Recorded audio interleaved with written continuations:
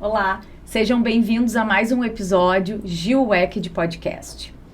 Hoje eu tenho o prazer de receber uma pessoa que é muito importante, assim, que eu tenho histórias desde a minha infância, cresci ouvindo do meu pai, de que eu tinha que sempre ter como referência, de empresário, de empreendedor, Jandir Francisco Capuani.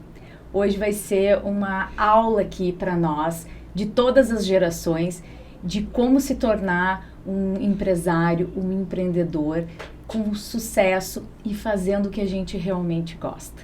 Seu Jandir, que prazer, é uma honra para mim. O prazer é todo meu estar aqui. Estou me sentindo assim, extremamente prestigiada em poder ter uma pessoa como o senhor aqui para a gente transmitir, né, nesse episódio, mensagens para as gerações de como é que a gente pode se tornar um empresário se dedicando para aquilo que a gente gosta e tendo muito sucesso. O senhor já passou aqui na cidade de Canoas, a empresa Iriel, que foi uma empresa que marcou muito, não só em Canoas, no Brasil, no mundo inteiro. Foi uma empresa que deixou a sua marca, mas também tem agora um grande legado aí junto com os seus filhos e com seus netos. E eu queria, se o senhor pudesse contar um pouco da sua trajetória lá, desde a cidade que o senhor nasceu. Muito bem.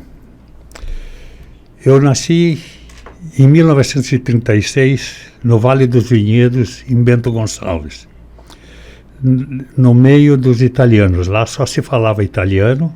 Basta dizer que eu, com 7 anos de idade, eu fui aprender as primeiras palavras em português na escola.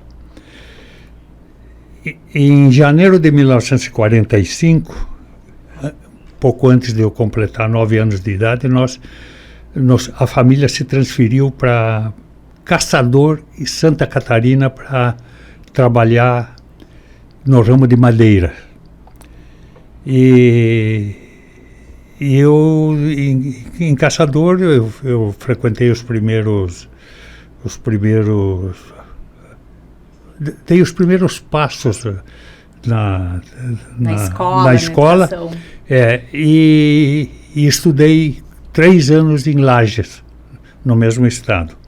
Depois, em 1954, a família se transferiu para Canoas. Então, a minha vida, a partir dessa data, toda ela foi exercida aqui em Canoas, minhas atividades. Que antes eu não tinha atividade, eu passei a ter atividades a partir de final de 1954.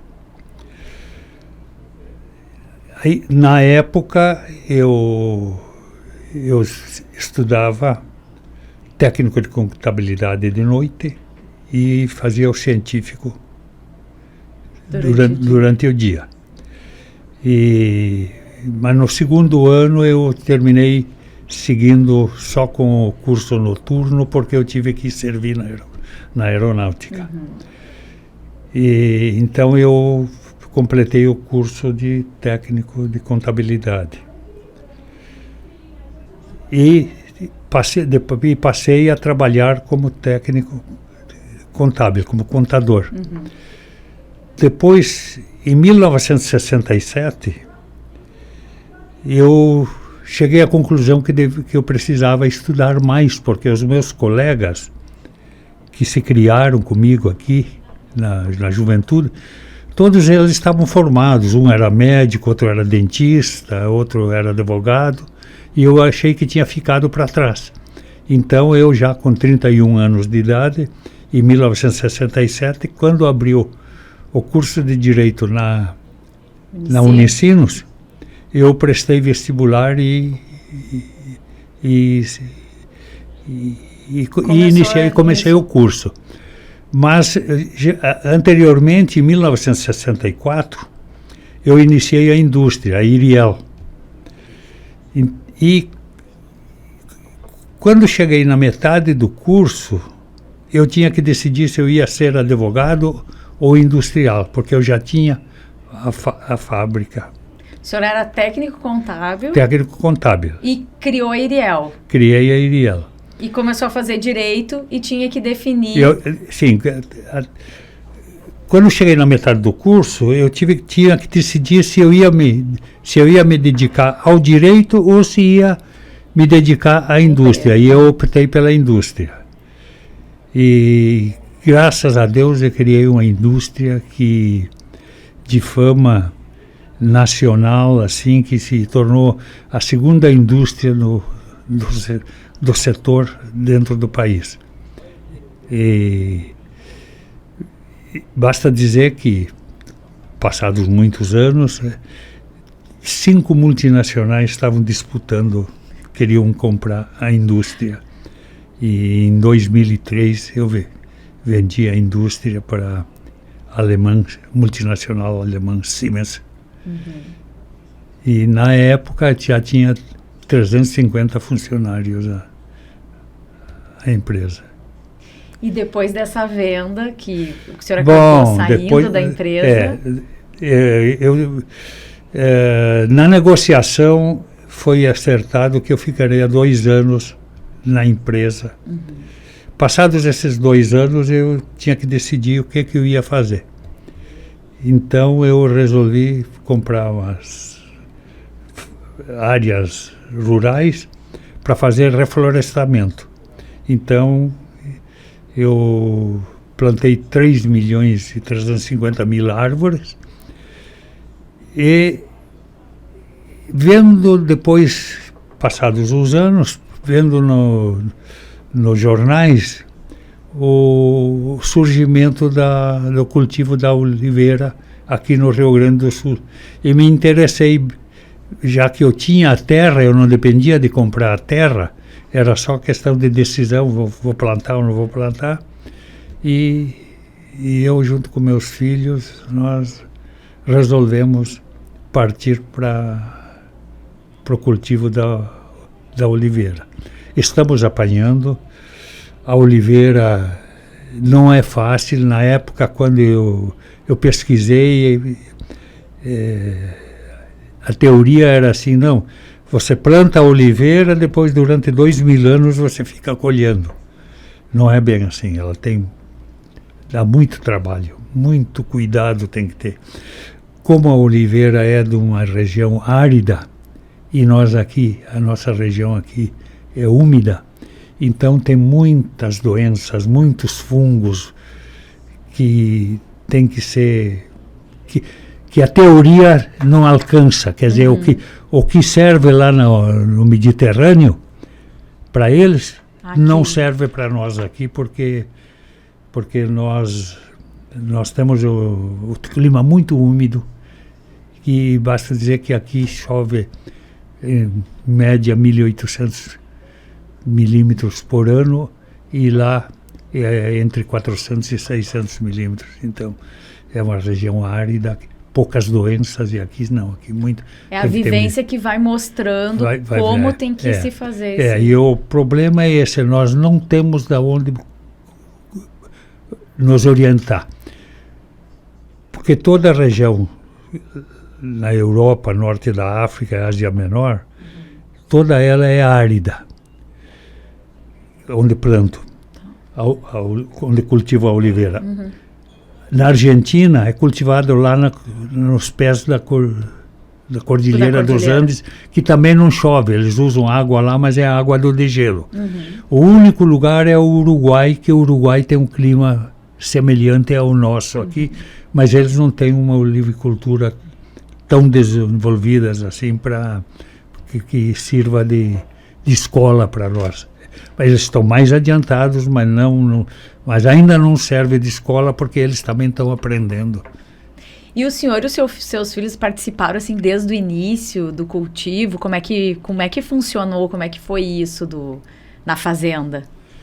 Sim. Bom, as netas incentivaram isso aí tudo, se apaixonaram pelo ramo, então nós decidimos assim: eu cuido até produzir azeitona, daí para frente é com elas. Então, assunto de azeite são as minhas netas que eu nem sei o preço do num azeite desses aí. O senhor faz parte da azeitona lá. Da azeitona, até a produção da azeitona e mandar para o lagar para processar a azeitona. Daí para frente é com as netas, porque senão é assim, eu já, vamos dizer, hoje aí, 87 anos. Daqui uns dias, o que eu aprender vai ficar para mim. Então, como tem que aprender desde o começo, então elas que aprendam desde o começo, que elas têm mais tempo depois para desenvolver isso aí, para passar adiante também. Passar, E é um grande negócio em família, realmente, né, seu Jandir? Assim, que o senhor reuniu nisso todas as gerações aí, os seus filhos, suas netas. O bom é que todos estão gostando do ramo. É muito trabalhoso, tá dando prejuízos. Cada garrafa de azeite que a gente vende, além de vender caro, nós temos que botar outro tanto de dinheiro em cima. Você vê, como as oliveiras ainda são pequenas, são novas, elas não estão em plena produção, porque elas elas nem têm o tamanho normal de uma oliveira adulta. Então, o que produz lá 5, 8, 10 quilos de azeitona? Vai chegar um dia que elas vão produzir 40 quilos. Então, aí sim, aí nesse momento é que vai dar resultado. Porque você colher azeitona numa árvore que te dá 8 quilos e numa que te dá 40, o trabalho é o mesmo. O trabalho é o mesmo. A máquina que vibra o tronco da oliveira, que faz vibração para cair as oliveiras, tanto faz ter 8 quilos como ter 40, é o mesmo trabalho. A mesma pressão que ela vai fazer para elas caírem, né? Sim, é isso? Exato, Como é que funciona esse processo? O senhor tem como explicar, assim? Olha, explicar é mais difícil porque fazer gesto é mais fácil. Sim. Mas Mas isso tá tipo de uma pinça gigante que vai num trator e ela abraça a oliveira, a oliveira e vibra, faz vibrar a oliveira. E aí assim vão caindo as azeitonas. Vão caindo as azeitonas. Como nós colhemos azeitona verde, porque dá um azeite de melhor qualidade, ela é mais difícil de se desprender, a azeitona se desprender, cair. Já eu levo por base na Espanha, que eu já fui 2 vezes lá ver isso aí. Eles lá não, eles colhem maduro, então cai 90% das azeitonas, já cai só com a máquina essa aí. E nós aqui deve cair 50% só. Então é isso aí, a parte mecânica a gente tem aonde buscar orientação, essa coisa toda. Agora, a parte da fitossanitária, essa coisa toda aí que precisa, e os tratos culturais, esses aí nós temos que criar os nossos aqui. Você quer ver, na minha fazenda, que fica às margens do rio Camaquã, aí no município de Canguçu, norte de Canguçu,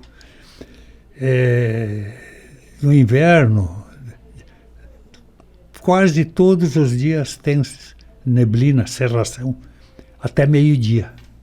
Isso aí é um veneno para a oliveira. Então, nós temos que lidar com isso aí. Então, tem que ter tratos culturais diferenciados, próprios para isso aí. Então, a gente tem orientação de técnicos aqui, brasileiros, uma orientação de um técnico uruguaio também, que vem 2 vezes por mês aí, repassar, ver, junto com que eu tenho engenheiro agrônomo que cuida dessa parte dentro da fazenda. Junto com ele, eles fazem o programa dos tratos culturais, quando é que tem que passar cobre, quando é que tem que passar boro, quando é que tem que botar adubo, quando é que tem que ser adubo orgânico, quando é que depois entra na parte de inseticidas para atacar lagarta. Tem muito trabalho. E os fungos, então, tem coisas assim que... O senhor falou, isso na fazenda. Tem outras espécies, assim, qual é a variedade de plantações que o senhor tem lá? De planta? Não. Não sei como é que a gente fala, Na fazenda? A fazenda não, na fazenda a fazenda tem 4.100 hectares. Tá. Eu tenho 3.000 hectares usado com reflorestamento, e eu tenho 100 hectares usado com oliveiras, e o resto é pastagem para criação de gado. Tá. Que aí o gado é assunto do meu filho. Eu não me envolvo porque o gado é dele e tudo. Tá certo. Mas o senhor falando, a gente vê assim que por trás... Eu sou uma fã de Capolivo. Eu quero entrar também do nome, né, da origem disso, de onde é que surgiu entre vocês. Como é que surgiu assim a ideia do nome Capolivo? Aí é um parto. E aí começou a pensar em nomes, um nome, não, mas esse aí não vai dar, o outro, não, mas esse é muito curto, esse outro é muito comprido, tá. E aí um parente meu que produz vinhos lá, vinhos Capuani, ele diz assim, se você quiser, você pode botar no teu azeite o nome Capuani. Aí eu disse para ele assim, não. Digo, se eu fizer um azeite ruim, eu vou estragar o teu vinho. E se você fizer um vinho ruim, você vai estragar meu azeite. Digo, então, você fica com a marca Capuani. E nós lá, uma hora o meu filho diz assim... Por que não bota, em vez de botar Capuani, bota Capo Oliva? Aí eu digo, mas para aí, tá aí. Capo, ele vê Capuani, e Capo também em italiano é a cabeça, é o principal, o chefe, Capo dei Capi, que é da máfia, Capo dei Capi. E eu digo, não, mas para lá em vez de oliva, porque oliva é azeitona. Agora, se eu puxar no italiano olivo, é oliveira. Então é assim. Fechou. Combinou. Bom, aí já entrou a minha filha. Digo, Joyce, faz a numerologia disso aí, que ela aprendeu a fazer isso aí do tempo da Iriel. E ela fez a numerologia e não dava certo. Aí ela disse assim, só se tem que, dobrando o do capo, ou no final, dobrando, fazendo ele duplo. A numerologia não fica 100%, mas fica mais ou menos. Aí eu disse para ela assim, digo, não, então faz uma azeitona no centro. Não sei se você acredita. Sim, dá para agora, ver. O senhor contando a história, a gente consegue fazer essa visualização. É um dentro do outro aí. Então, e aí nós todos vibramos com a solução. Que legal. Olha só, desde a construção da marca, tem ali o seu dedo, o do Joy, de vocês todos. Eu vou te dizer uma coisa, quando você consegue achar o nome que serve, que você acha que serve, entende como é a mesma alegria de ter um filho. Porque a parte mais difícil é você escolher um nome. Um nome é uma marca. Eu me lembro do tempo da Iriel, quando foi para escolher os nomes lá. O nome das linhas. As linhas, porque tinha diversas linhas, né? Então tinha que dar um nome. Era uma dificuldade muito grande. Fica na memória da gente, fica muito marcado, né? Fica. Assim, de a gente pegar assim, 200 nomes. Cada um leva uma sugestão lá de os 30 nomes, tá? Essa coisa toda. E aí depois começava a selecionar dos 200, a gente passava para 50, às vezes vamos ter que tirar mais. E começa a tirar, daí passa para 30, depois passa para 20, e vai indo. Aí a pouco sobram 5 nomes, ó, é um desses 5 aí. Aí começa a fazer uma votação lá para o pessoal. Mas votação, mas sempre a decisão, sempre é um só que decide. Sim. Entendeu? Vai deixando assim os Sim, que todo mundo agrada um pouco mais. Mas a gente vê a tendência, entende? Como é. Então é assim, eu me lembro lá de uma marca de uma linha do tempo da Iriel, a linha Impéria. A linha Impéria, a linha Impéria. Mas lá na linha Impéria foi assim, conversando com a minha filha diz assim, mas tinha que ser um nome assim, meio latino, assim, tipo Supéria. Eu digo, não, Supéria já tem a Fuji, que fabricava na época esses filmes, né? Filmes Fuji. De máquina fotográfica. Super. Mas eu disse para ela assim, para lá, mas tem uma cidade lá na Itália que se chama Impéria. E aí diz ela, mas está escolhido, é Impéria.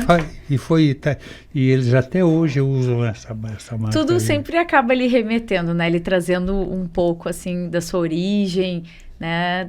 O senhor sempre traz assim algo vinculado à Itália, o senhor sempre se remete à sua origem italiana. Sim, eu já fui muitas vezes na Itália, eu lá umas 12 ou 15 vezes, não sei quantas vezes lá. Mas se me convidam para ir para um outro país, não. Se for para a Itália, sou parceiro. E agora, com o negócio da Oliveira, eu tenho ido para a Espanha. Mas me separo depois de fazer o que precisa fazer na Espanha, me separo do grupo e vou para a Itália. Que eu tenho amigos lá, eu tenho em duas regiões, na região da Lombardia, mais precisamente em Cremona. De lá vieram os ancestrais do meu pai, e lá em cima, no norte, na divisa com a Áustria, no Trentino Alto Adige, região do Trento, de lá vieram os ancestrais da minha mãe.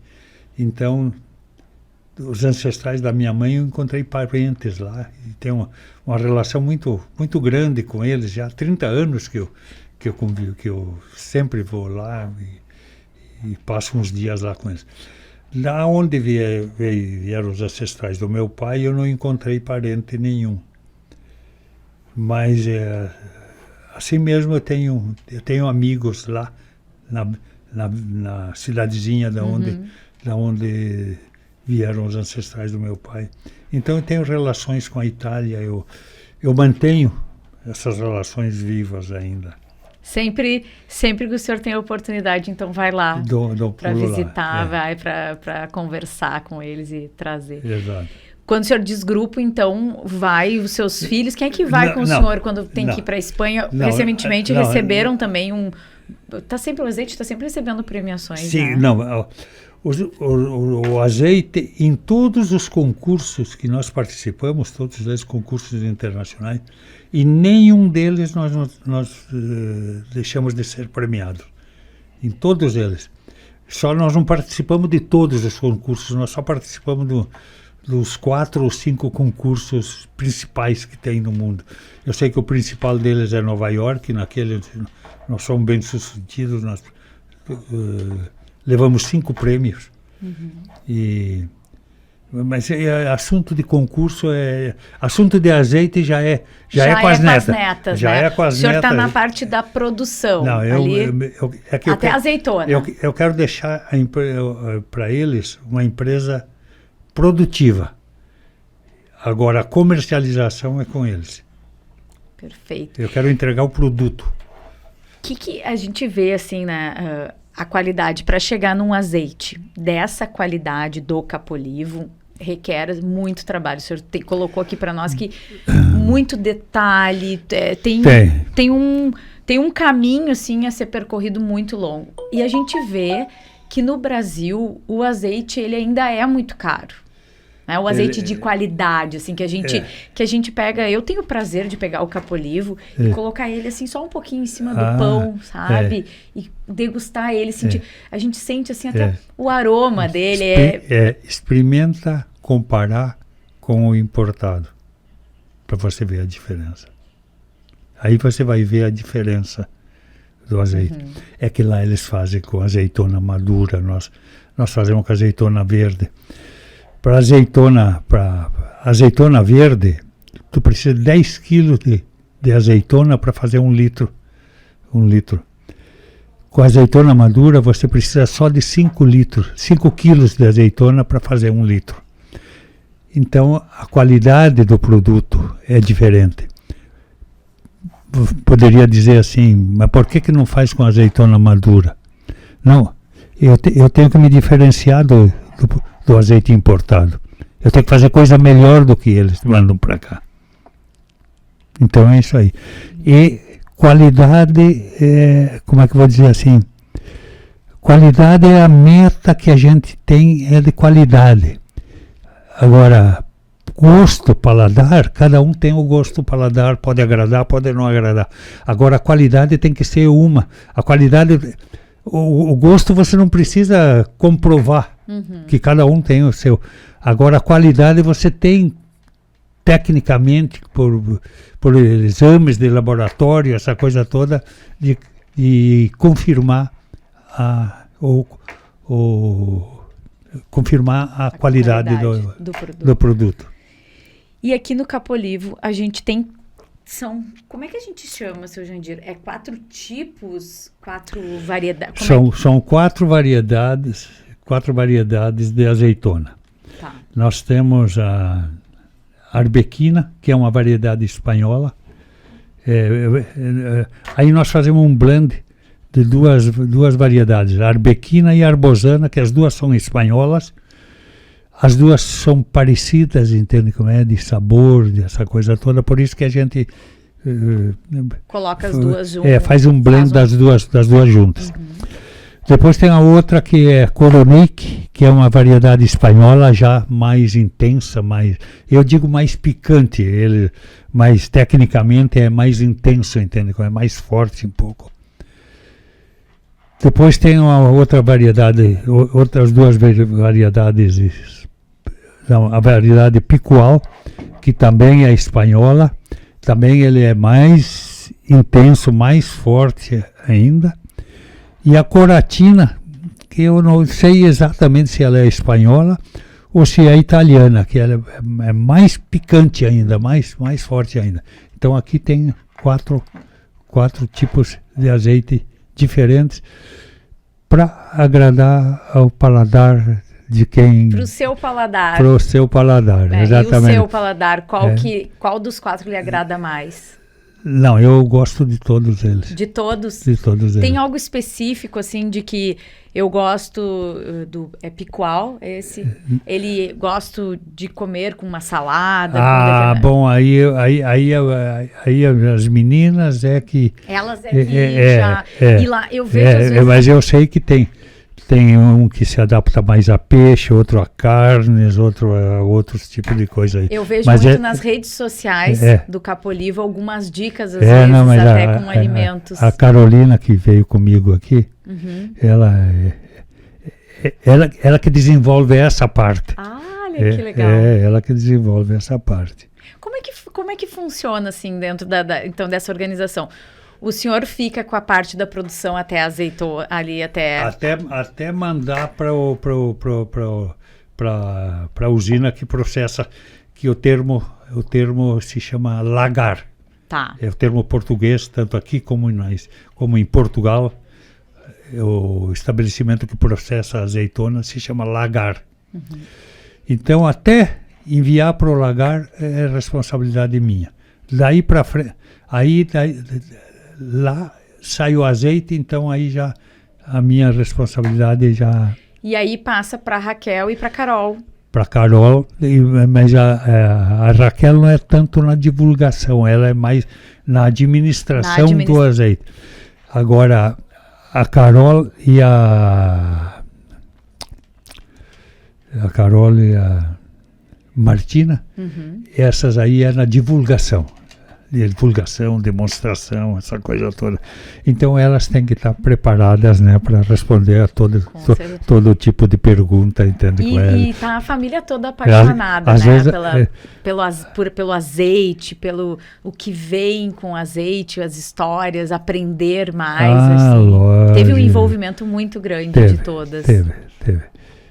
De vez em quando bate um pouquinho de desânimo, assim, porque às vezes pinta uma safra muito boa e aí o tempo não ajuda.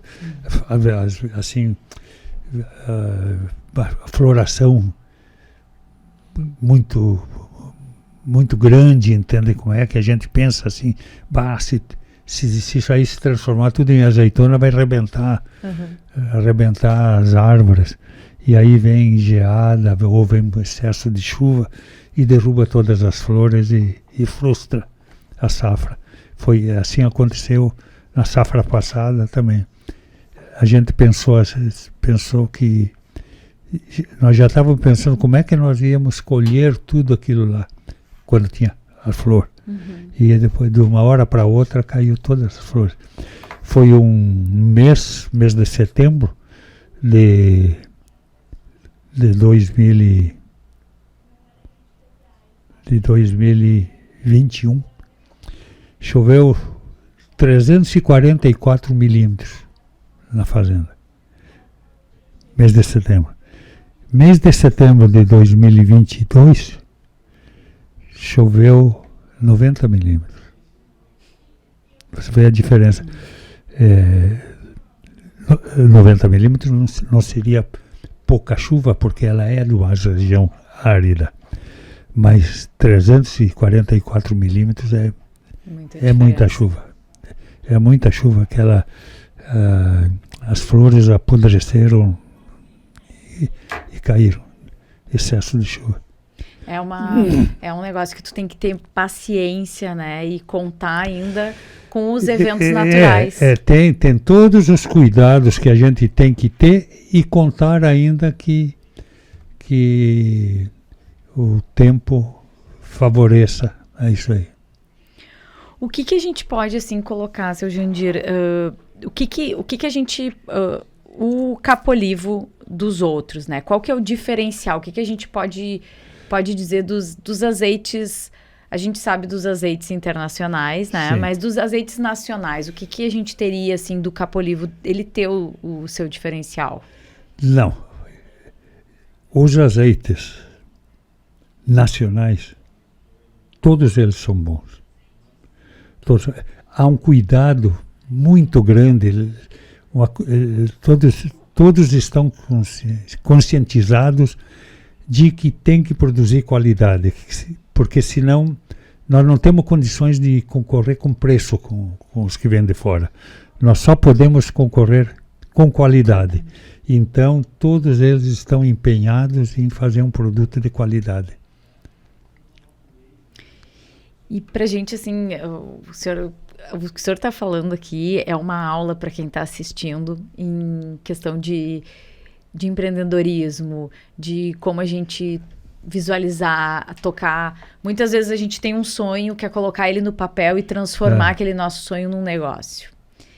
E quando o senhor colocou ali a questão do nome, que a gente precisa, o nome é importante. Quando a gente chega num negócio e sai o nome, é que nem o nascimento de um filho, que o senhor falou, né? Que parou. Quanto tempo o senhor acha que hoje um empreendedor, quando está inovando, está construindo o seu negócio, quanto tempo a gente teria que deixar...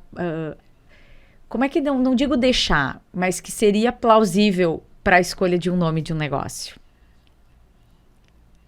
O que é muito tempo, o que a gente não pode acelerar o processo, porque é algo muito importante, né? Não. O nome, você tem a dificuldade em criar o nome. Depois você tem que divulgar esse nome. Ele tem que estar num produto. Esse produto tem que ter qualidade, porque senão o nome não pega, entende como é? Então nós sabemos, por exemplo, que se você pegar Capolivo, o produto é de qualidade, porque desde as primeiras garrafas que nós divulgamos, que nós entregamos para demonstração, essa coisa toda, sempre foi produto de qualidade. E uma outra particularidade, nós tiramos do tanque para engarrafar, aqueles tanques grandes, entende como é? O mesmo azeite que nós mandamos para concurso, não é que a gente tenha feito um azeite com maiores cuidados, porque para a elaboração de um bom azeite, você precisa de uma matéria-prima boa, uma azeitona. Mas a azeitona pode ser boa, mas na hora da colheita, você pisou em cima da azeitona, então ela oxida logo em seguida. Você deixa ela pegar calor, deixa ela no sol. Você tem que ter o cuidado com a azeitona, colher na época certa, entende como é? E não deixar passar. Por exemplo, se você vai colher a azeitona quando ela já está preta, o azeite, sai um azeite bom, mas não sai um azeite extra virgem, entende como é? Com todas aquelas qualidades. Então, tem uma série de cuidados que tem que ter na própria azeitona. Depois, você tem que processar ela no mesmo dia. Não tem esse negócio de colher hoje e processar amanhã. Tem que ser no mesmo... Tem que ser no mesmo dia, porque senão ele vai perdendo qualidades. Então, tudo isso aí são cuidados que tem que ter. Bom, você colocou o azeite dentro de um tanque e você não encheu o tanque até em cima, você tem que encher com nitrogênio, completar com nitrogênio para não ter contato com o ar. Você engarrafa, você tem que botar em garrafa escura, porque a luz, tanto natural como artificial, prejudica. É a mesma coisa que tu vai no supermercado comprar azeite, nunca pega aquele que está na frente, porque aquele recebeu luz. Você pega aquele que está escondido atrás. Então tem uma série de cuidados para você ter um produto de qualidade. Até onde a gente guarda em casa, então? Em casa também. A gente transferir para um outro pote não é bom. Aquilo que o pessoal vende, então, de fazer a transferência, porque o importante é se manter nesse vidro escuro. Sim. Não, mas é a mesma coisa. Eles dizem que em lata ele conserva melhor do que em vidro. Porque o vidro sempre tem uma transferência, a lata não tem. A lata só tem um inconveniente que se ela não tiver as paredes bem intactas, entende? Às vezes pode ter uma abertura, coisa parecida, então ajuda a oxidar, né? Mas essa parte de luz não tem na lata. Não tem porque não passa luz. Aqui ainda passa, embora seja uma garrafa escura. Qual é a missão, seu Jandir, do Capolivo? Se o senhor fosse definir, assim, qual que é a missão do azeite? Da empresa? Não. Do azeite, da empresa, né? Não, por que eu parti para isso aí? Eu parti porque eu sempre tenho muitas ideias. Eu não tenho quem executa as ideias. Eu achei que essa ideia eu podia levar até um certo ponto e depois deixar, depois de pegar o embalo, os outros tocarem. Então, o sonho de toda pessoa empreendedora, que tem um espírito empreendedor, entende como é, de fazer alguma coisa. É isso aí. E fazer uma coisa bem feita. É muito, olha, o sabor, o meu paladar é Capolivo, porque lá em casa a gente até tem às vezes outros azeites que acaba comprando junto, mas eu peço para o meu marido, deixa o meu azeite escondido. Mas é muito fácil, você coloca os dois, um numa colher e outro noutra, e só você vê a diferença. Eu vou te dizer uma coisa, nessas idas à Espanha, você vê uma viagem que nós fizemos da Espanha foi meu filho, que meu filho não deixa eu viajar sozinho. Eu mexo com ele assim, digo, tu vai para cuidar de mim, porque se eu faltar, você vai ter que trabalhar, né? Eu mexo com ele. Então, numa delas, nós fomos na Itália, junto com o pessoal da Tecnoplanta, os 2 diretores da Tecnoplanta, que são produtores de azeites, eles, e as mudas também, eles que nos forneceram. Então, nós fomos ver como é que colhiam as azeitonas na Espanha. Porque eu tinha olhado na literatura, na internet não tem sobre a oliveira o que eu não tenha lido. Que é muito caro colher. Então, eu digo, vamos ver como é que eles colhem. Então, nós fomos em diversos locais lá, eu entrei em contato com o fabricante de um equipamento lá, para ele me indicar um local, visita em alguma fazenda, que eles lá chamam de finca, na Espanha, para ver como é que eles escolhiam. Aí ele mandou a resposta, olha, tal dia vai ter uma demonstração, um dia de campo, onde nós vamos mostrar os equipamentos para os olivicultores aqui dessa região aqui. E aí nós pegamos o avião e fomos lá.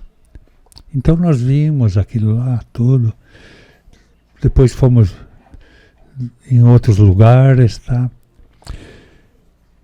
No ano seguinte, digo, agora nós vamos lá, agora nós vamos fazer assim, nós vamos lá e queremos ver tal equipamento de tal fabricante trabalhando lá no campo, esse outro equipamento do outro fabricante. Então nós fomos ver os equipamentos de diversos fabricantes em funcionamento, trabalhando no campo, não só em demonstração lá, não, no trabalho lá. Então nós passamos uma semana assim, mas nessa aí foram mais outros 2 lá de Santa Cruz, também interessados no assunto. Bom, a outra semana nós só visitamos fabricantes de equipamentos. Então aí nós passamos dentro das indústrias que fabricam equipamentos. E aí nós chegamos num fabricante lá, que ele fabricava usinas para azeitona de mesa. Ele projetava, ele fabricava e ele também fazia a montagem da indústria, mas só coisa grande. Ele diz assim, não, eu só faço, no mínimo tem que ser para 1 milhão de quilos, então está fora da possibilidade. Volume muito. Tá. Mas aí, conversando com ele, tudo, ele disse que tinha umas oliveiras com 150 anos de idade. Não. Que dava em média 85 quilos de azeitona por árvore ainda. Tá, então a conversa agradável, tá, essa coisa toda. Aí a pouco ele diz assim, mas os brasileiros, os americanos, que são os 2 maiores importadores de azeite da Espanha, diz, se você colocar um azeite fresco lá para eles, eles não vão gostar. Aí o companheiro que estava junto comigo disse, mas por que não vão gostar? Diz ele assim, porque estão acostumados com as merdas que lhes mandamos. Quer dizer, que estão acostumados com as porcarias que eles mandam lá, que não serve para a comunidade europeia, e eles mandam tudo para exportação, principalmente para Estados Unidos e Brasil. Entende como é que são os dois maiores compradores. Então, tá entendido agora. Mas isso aí... Por isso é que vai fazer essa diferença. Você sabe por que quando a gente está acostumado com um determinado tipo de produto, você pega um melhor e você não... E você pode achar ele bom, mas você diz assim, não, mas eu prefiro o meu... É quando você vai lá na Europa e você vai tomar um café, você vê que o café é bom. Mas você diz assim, não, mas eu prefiro o meu lá em casa. Que está meio aguadinho, com mais aguado e tudo. Entende? Então é isso aí. É que nós estamos acostumados com coisa ruim. E nós estamos oferecendo coisa boa. Pode não agradar o paladar, mas que a coisa estamos oferecendo qualidade. A pessoa tem que acostumar o paladar, né? Eu digo assim, às vezes digo para um amigo assim, tu tem que refinar teu paladar. Isso, refinar o paladar, é verdade. Então, Jandir, eu queria muito que o senhor deixasse uma mensagem aqui para quem é jovem, quem não é tão jovem assim, mas que quer se inserir nesse mundo, né, de negócios, quer empreender. Qual que é o primeiro passo, assim? Digo o primeiro passo, mas... Não, o primeiro passo é ter a ideia. Segundo passo, amadurecer a ideia. Terceiro passo, botar essa ideia em movimento. Quarto passo, te cercar de gente competente.